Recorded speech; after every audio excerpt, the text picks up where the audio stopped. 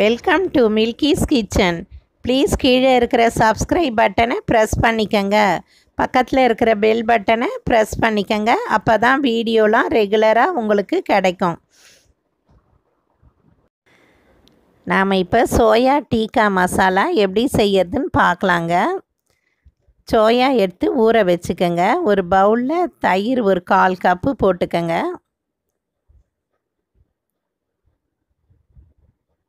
தயிரை எடுத்துக்கிட்டு காஷ்மீர் சில்லி ஒரு ஸ்பூன் எடுத்துக்கிட்டேங்க. இது நல்ல கலர் கொடுக்கும். மஞ்சள் பொடி 1/2 ஸ்பூன், கரம் மசாலா 1/2 ஸ்பூன் எடுத்துக்கோங்க. தனியாத்தூள், ஜீரகத்தூள் 1/2 ஸ்பூன், சால்ட்டு தேவையான அளவு எல்லாம் சேர்த்து நல்லா கலக்கிடுங்க. எல்லாம் சேர்ந்தாப்பில் நல்லா கலக்கி வச்சுக்கோங்க. மசாலாலாம் தயிரில் நல்லா ஊற வச்சுடுங்க. கொஞ்சம் இஞ்சி பூண்டு பேஸ்ட்டு 1/2 ஸ்பூன் போட்டுக்கோங்க.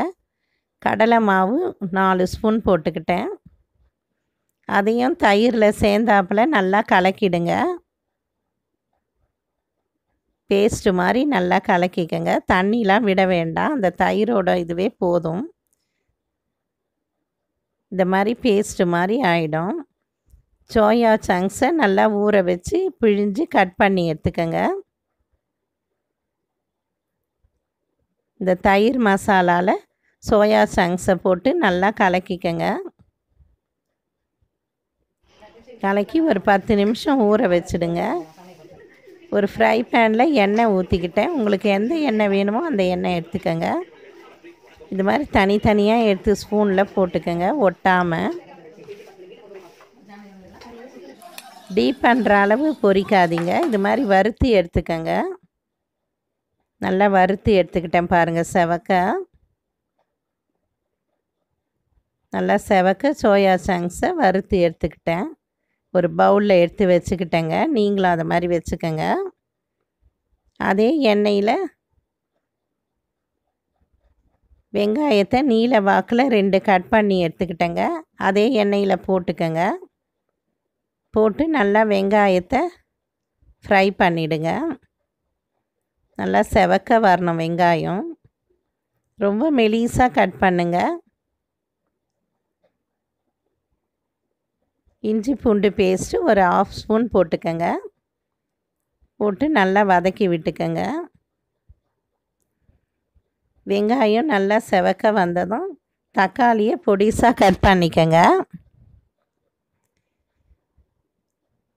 பச்சை வாடெல்லாம் போய் வெங்காயம் நல்லா இருக்குது பாருங்கள். இஞ்சி பூண்டு வெங்காயம்லாம் நல்லா ஃப்ரை ஆயிடுச்சு. பொடிசாக கட் பண்ணிக்கோங்க தக்காளி. அதையும் சேர்ந்தாப்பில் நல்லா வதக்கி விட்டுக்கோங்க.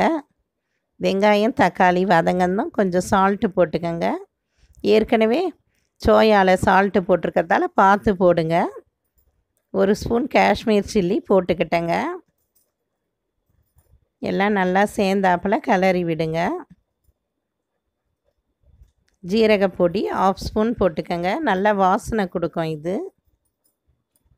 வேர்க்கடலை, தனியா, காஞ்ச மிளகா வறுத்து பொடி பண்ணி வச்சுருக்கேன். அதை எடுத்து 2 ஸ்பூன் போட்டுக்கிட்டேங்க.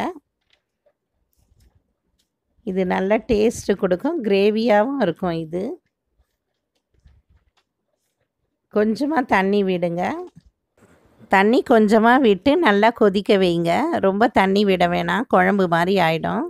நல்லா கிரேவியாக ஆனதும் வறுத்து வச்சுருக்க சோயா சங்க்ஸை எடுத்து போட்டுக்கோங்க. ஃப்ரை பேனில் போட்டு நல்லா மசாலாவில் கிளறி விடுங்க. எல்லா மசாலாவும் சேர்ந்தாப்பில் வரணும், அதனால் நல்லா கிளறி விடுங்க.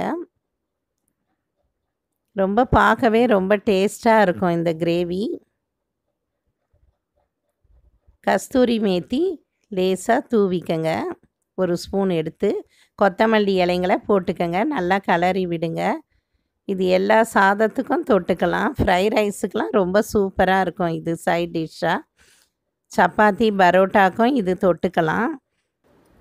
சோயா டிக்கா மசாலா டிஃப்ரெண்ட்டாக ரொம்ப டேஸ்ட்டாக இருக்கும். நீங்களும் செஞ்சு பாருங்கள். தேங்க்யூ.